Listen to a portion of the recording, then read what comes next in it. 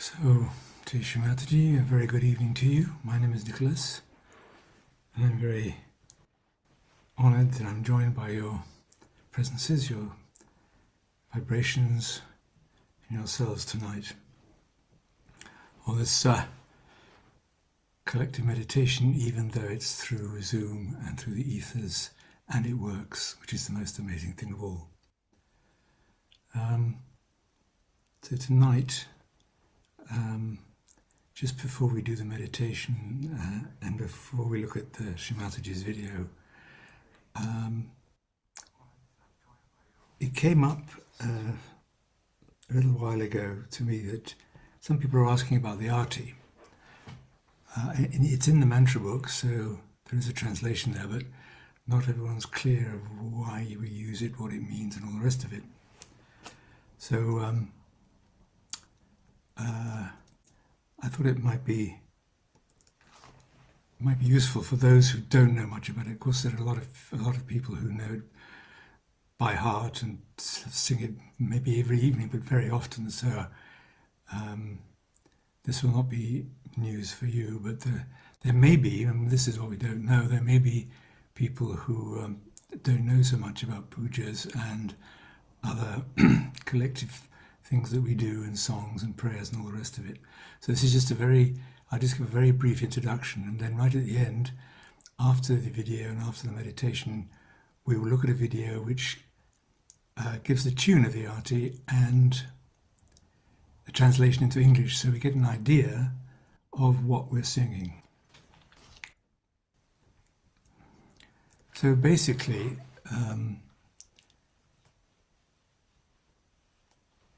generally we sing the arti collectively, it doesn't have to be. And the word arti is derived from the Sanskrit word aratrika, which means something that removes ratri, and ratri is darkness. So the whole idea of this arti is that it is light removing darkness. It's a devotional song of praise. It can also express our gratitude to our guru, our mother, or in all the deities, or all the deities, or some, depending when the arti is sung. And also has the essence of a prayer. So it is quite a powerful collection of words and feelings. Now, usually in India, this is done at the end of the collective gathering, the worship, called a puja. But also in Sahaja Yoga, it recognizes and expresses our recognition of Shrimataji and seeks her blessings and protection, not just at that puja, at that meeting, but outside it, when we go home, when we go to work, when we go to our families. Okay, it's like, that's what we're asking for. Look after us forever, please. And I'm putting this into words, and some of you might have better words or different words. It's quite difficult to put these kind of spiritual feelings into English. But the idea is that the arti represents our daily activities, what we do every day with our family, our work, our home, whatever. And that the divine, God, whatever we want to call it, the spirit, is the center of our life.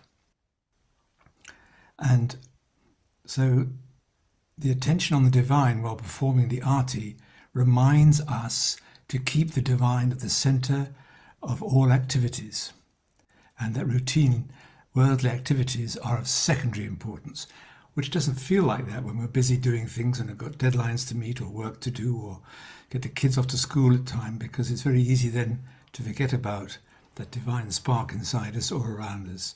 But this is the idea of the arti, is to try and remind us that that's where we need to keep our attention, if we can, or return it very as often as we can in the midst of our daily activities, which come and go very fast, and our attention is always being grabbed by something. The arti also can help bring down the ego, this feeling, of course, that I'm doing it all, and to try and remain humble no matter what. So whether we're experiencing unexpected grief, sadness, worry, fear, or happy moments of success or happiness, contentment, they're both extremes, and we need to try and, I suppose, be detached from them as much as possible. It also remains, the arti also reminds us to stay vigilant. So this is about the material world, which of course we live in. It's part of us. We need it. We need everything about the material world, but as Srimataji has said, we're not dominated by it. And the material world we need to be looked at with vigilance, including the pleasures and the desires, the happiness, that they must not and cannot overcome us too much. We can't get lost in the wonderful experiences or get lost in the negative experiences. And that is where humility helps kind of keep us in the center. So this is usually done with a light, a candle, or, if possible, an oil lamp, doing bandhans with some incense. And it's this light which chases away darkness, which removes it, because as soon as we light anything, darkness disappears. And it is this vigilance of us as individuals that keeps away too much influence of the material world. So that's the kind of idea behind this song, which we'll look at right at the end. So it's got a lot of meaning, and we can also take different parts of the meanings as we go. Now, just one other word, which I'll say now rather than the end. When you look at the spelling of it, you'll see a dot. Now, the first word, let's say, is sabbako, but you'll see sab.ko. This is from the Sanskrit, and the dot signifies ah. So I left it in there, so that if you come across it again, you'll know this dot is ah. So I'm just telling you so that if you hear sabbako and the other vowel or ah, you'll know what it's from. So I hope this will settle us down a bit. Let's just sit for a moment quietly, and then we'll raise our kundalinis in a second. Let's get ourselves centered. Let's get ourselves comfortable. Let's sit upright and let the vibrations flow up our spinal cord. And flow, if we can, out to the top of our heads through our Sahasrara. So let's just get our breathing deep. Let's just see if we can slow it down a bit.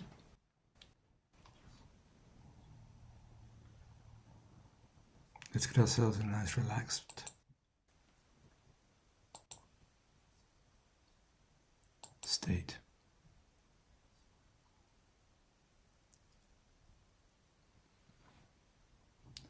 Oh, 1 second.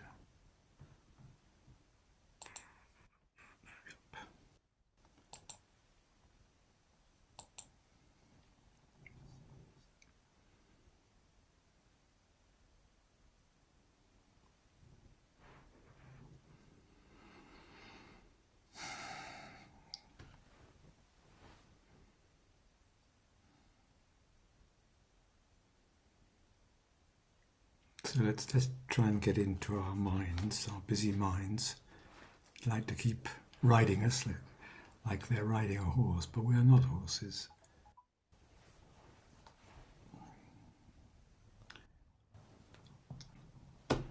And our will can be stronger than our minds in some ways. Our will to be silent, our will to slow our thoughts, our will to allow the vibrations and the energy of the spirit, our true selves, to flow stronger and stronger through us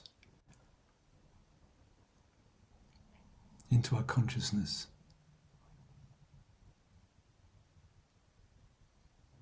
And that we are worthy of being part of that higher consciousness of the spirit.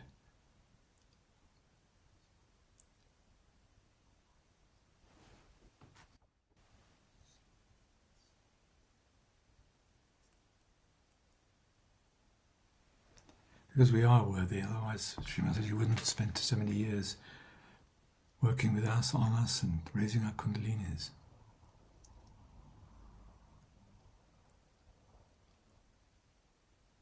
So talking of Kundalini, let's all raise our Kundalinis now, please, and then put ourselves into Bandhan.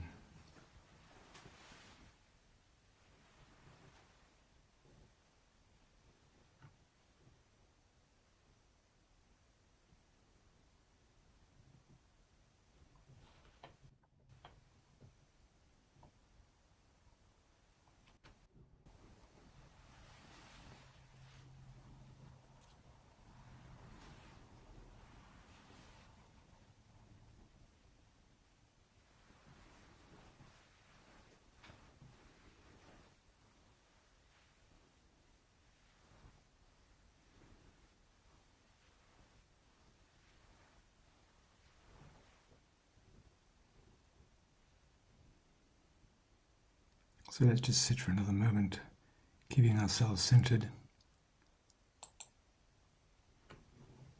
Do a kind of scan from the top of our head down to our toes, seeing what's stressed, what's clamoring for our attention, what we have to calm down or wake up.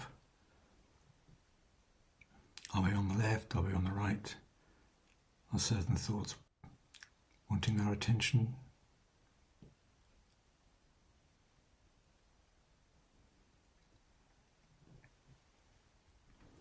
And the whole aim of these moments are to do nothing. To be all that we can be, but actually to do as little as possible.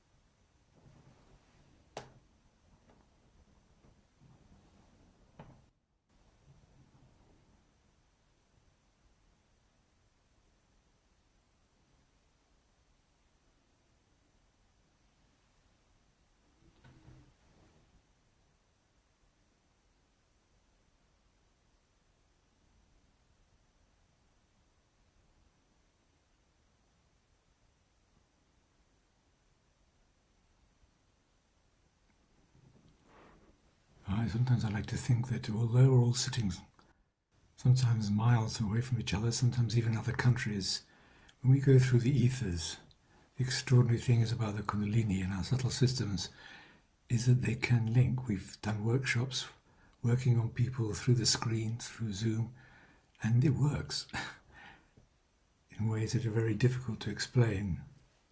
So we have this ability to think of our attention, our energies floating up the spine, floating up through the chakras, enlightening the chakras, and the chakras also nourishing us. And then we stream from the top of the head, from the Sahasrara, and there we join together. Not just join the spiritual energy around us and the Param Chaitanya, but also ourselves are having an invisible silent meeting now.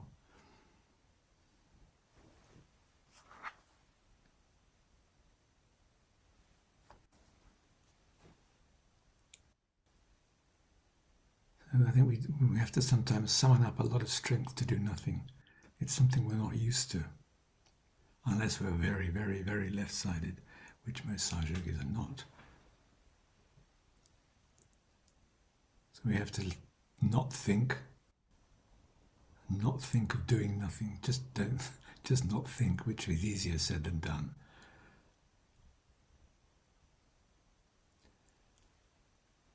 And the final word on that is a lot of people, because they can't easily stop thinking, think they're the only ones who have thoughts coming on, but you're not. I think many, if not most of us, have the same thing, the same part of us, the same mind, the same mental chatter that's always demanding attention. And that's what we have to tame and slow down and say, not this, not this, I forgive, or I forgive, I forgive, I forgive this thought. And begin to learn how to dominate our mind. Okay, so that's enough for me.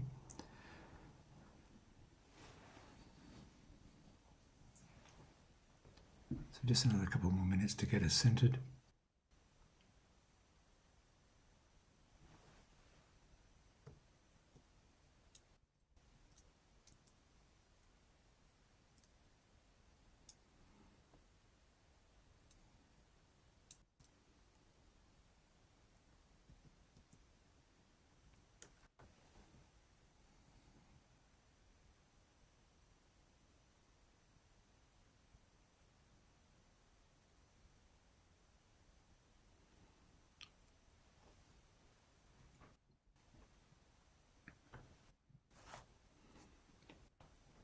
I'll just change the sharing and we'll start the video.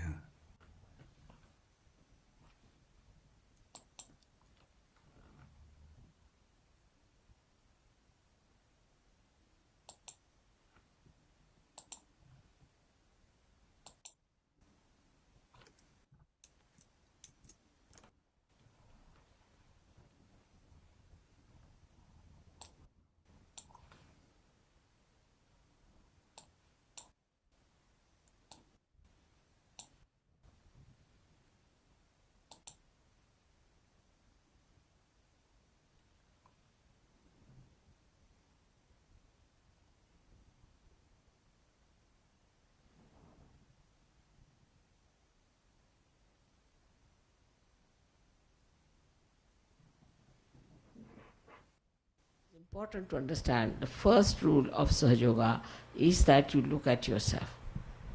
How are you? Are you really progressing? Or you are worried about other things like your business, this, that. Or you are worried about your ascent. What are you worried about? Are you worried about your ascent? If you are worried about your ascent, what are you doing about it? That has to be the main object of life. The rest of the things follow it.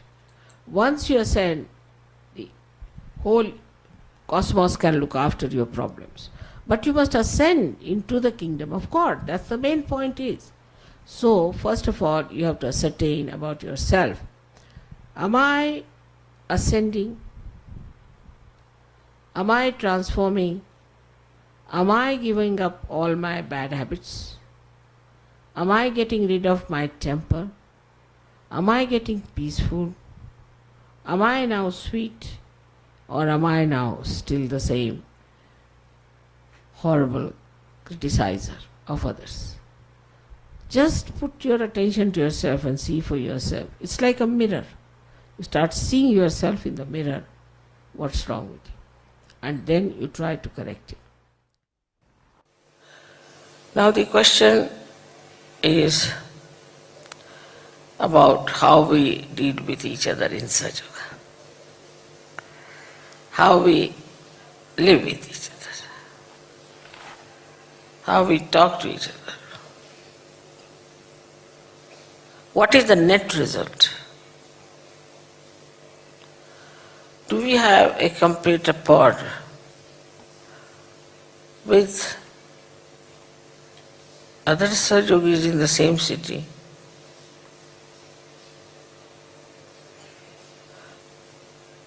Do you invite them to your house as you would invite your neighbors?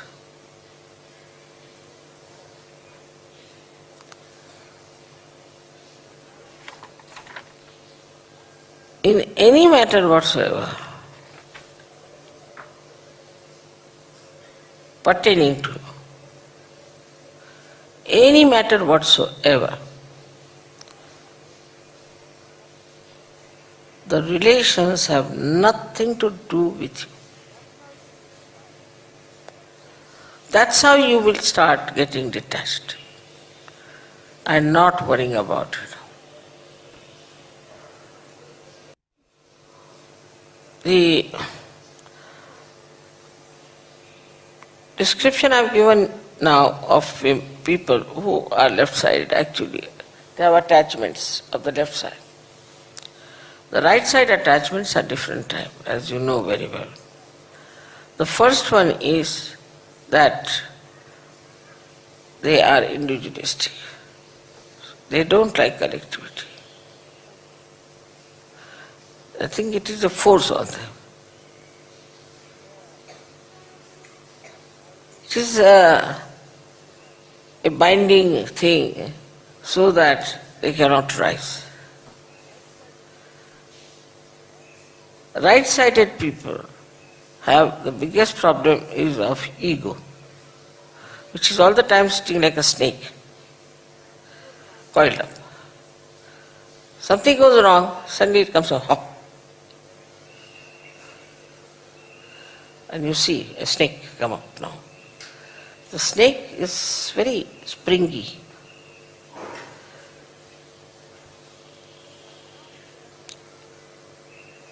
But now with Sahaja Yoga, it is getting intoxicated, I think. It doesn't come up. So the attachments, on what points do we get upset? We should write it down. All right. For example, what do I get upset with myself? When I see a Sahaja Yogi becoming bhutish, I get upset. But you just try to find out when do I get upset. And you'll be surprised, most of these things are out of Sahaja Yoga. They have nothing to do with Sahaja Yoga. But you are very upset and very angry, and you don't want to talk about it.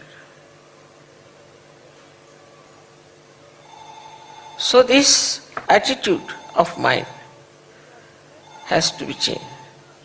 When you are set now in Sahaja Yoga, how can you be upset? That means you are not set. Simple thing. We are now set in Sahaja Yoga. So how can we be upset? A very common language there is to say, I hope you are not upset. If somebody is upset, he's upset, I mean, maybe whether you hope or don't hope. But we do not also consider how do we upset others. We don't also find out the ways and methods how not to upset others. And even the humor we have, if it is pinching humor, if it is disturbing humor, if it is denouncing humor,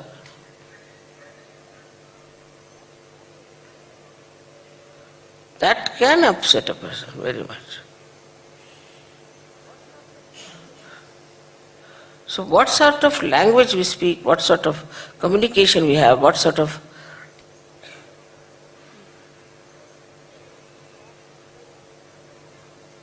harm we do to people.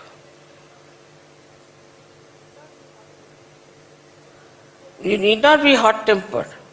Your ego may not be seen, but it's the style, very sly style of the ego, just to say something horrible. Second way is of criticizing others all the time.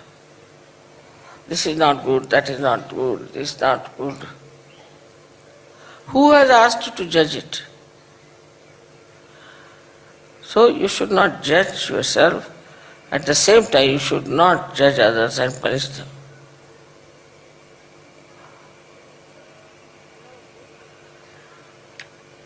In our day-to-day life, we have to develop a very sweet language, extremely sweet. We have to work it out, actually work it out. Because even coming to Sahaja Yoga, still it lingers certain things. And these habits can be corrected very simply, very easily. It belongs to the tongue, not to us. So it's very easy to get rid of them.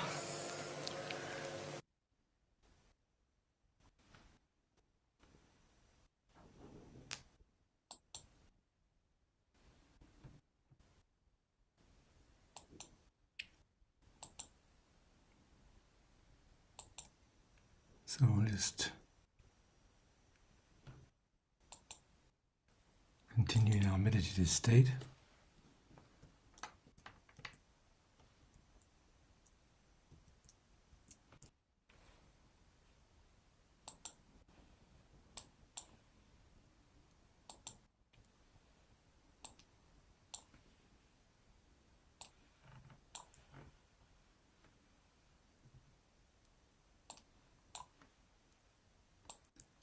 And maybe use these moments to reflect on what Shimataji was saying, which is to look at our relationships, our rapport with other yogis.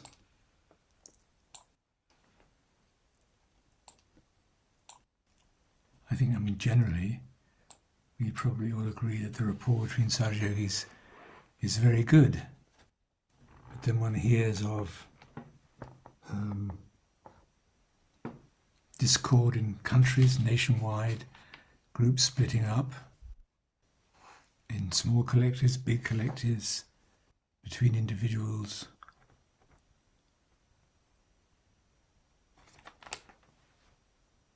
So it is something, if there are rifts or conflicts in our collectives,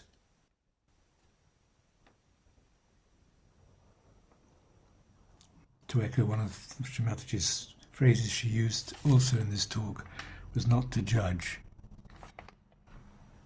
Not to judge others and not to judge ourselves. Which, if people are being offensive or hurting you, or you feel are not being so harsh or anything else, is not easy. But these are the tests of our detachment and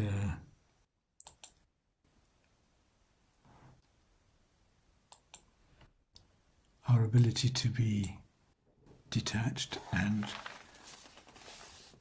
the Guru who watches everything.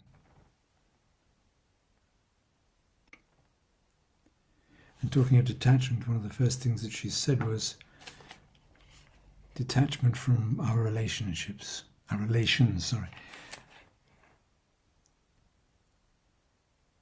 which in a normal way of living is obviously very difficult.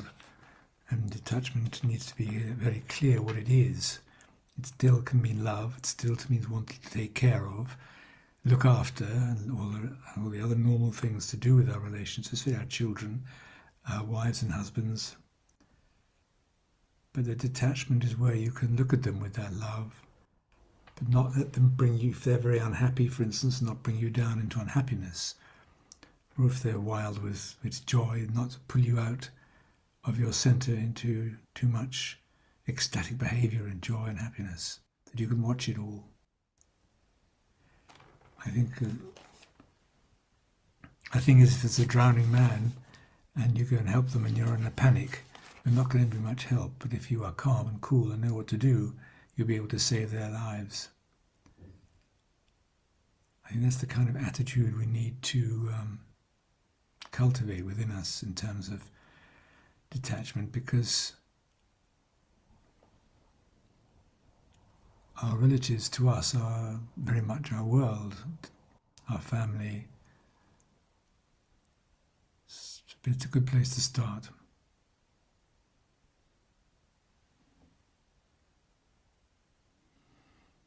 And that's part and parcel of what Sri Mataji said about not upsetting others.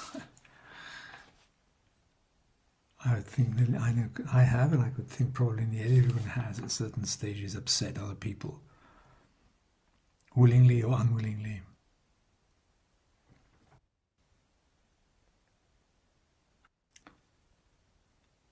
And that's all part of the Madhurya, the sweetness that Sri Mataji has spoken many times about through the Vishuddhi chakra and the enlightening and cleansing and awakening in the Vishuddhi chakra for how we talk to other people.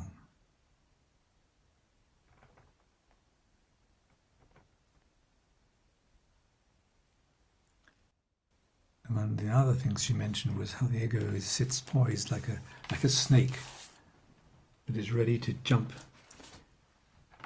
And I think if we're able to be detached, we're able to observe when we get into ego.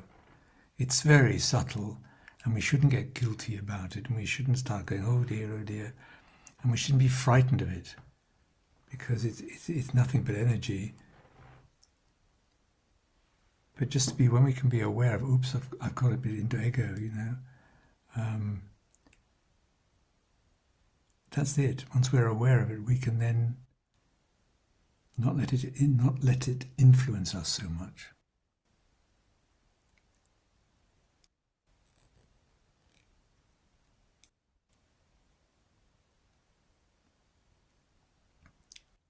So we can just continue sitting for a few more minutes, detached from all that's around us, detached from as much as possible that now in our atmosphere and our world, stepping away from all responsibilities, worries, triumphs.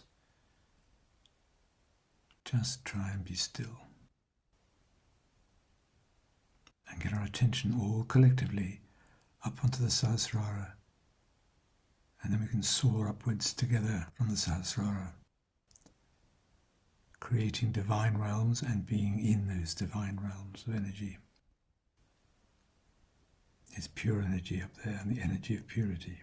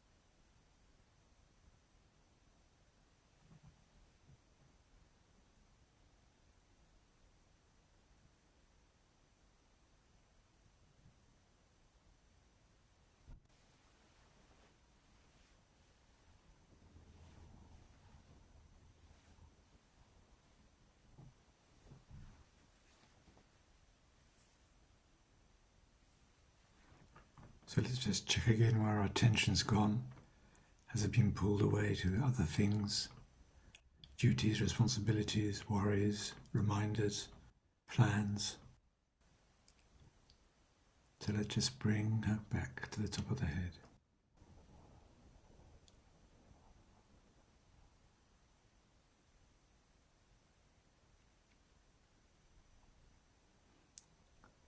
And at the top of the head we can do Namaskar to Sri Mataji in our imagination, in our attention. If it helps bring the attention to the top of the head, seeing Sri Mataji there can help. Or other things, flower, light. Whatever helps keep our attention in Sahasrara.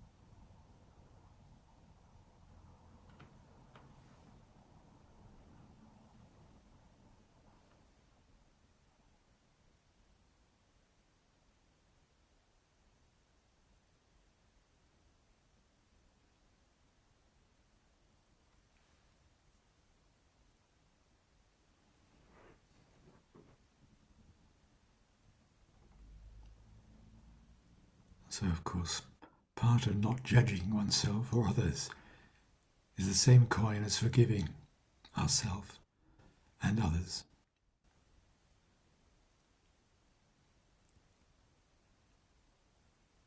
So if we are being reminded of situations where we need to forgive, let's use these seconds now to let that energy flow.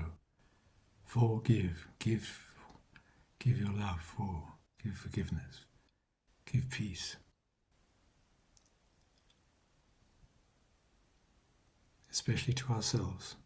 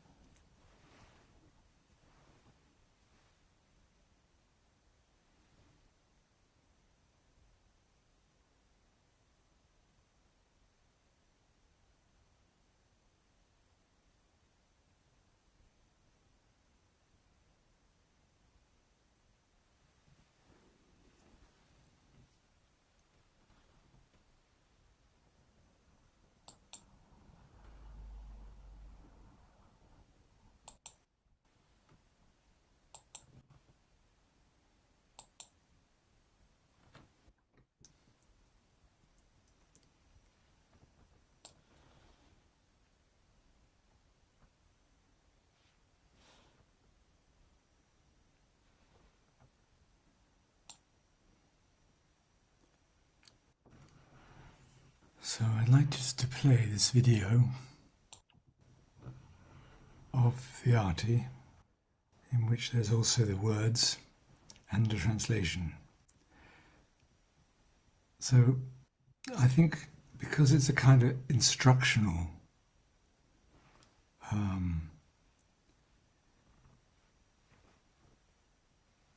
part of the program, it's not the end of a puja.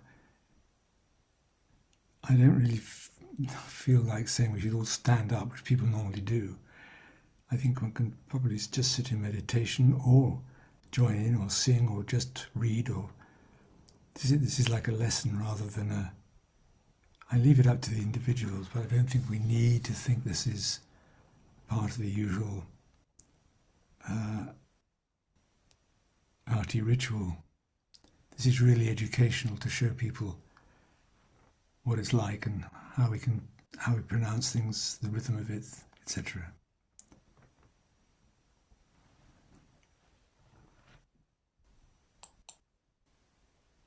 So it's starting now.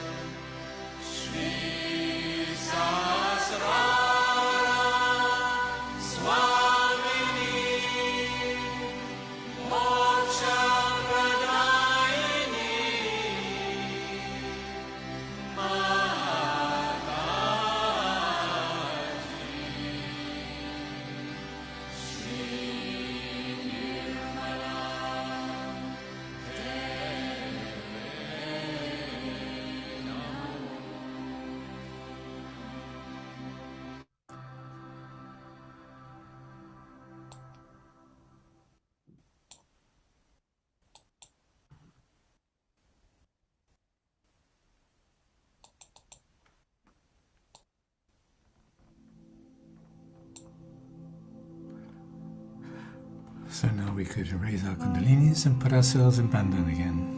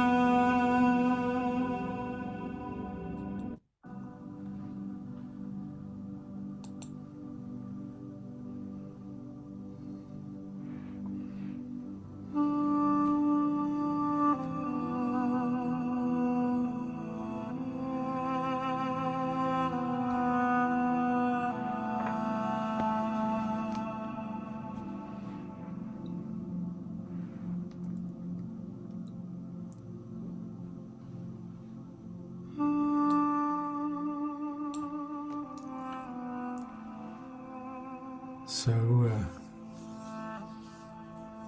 it's lovely that you came along, so many tonight.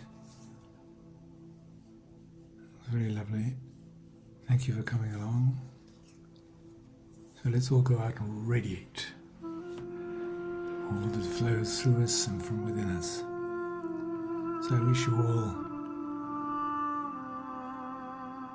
a good life, a good tomorrow, and the day after, and all the rest. And we'll meet again. Jai Shri Mataji, and good night.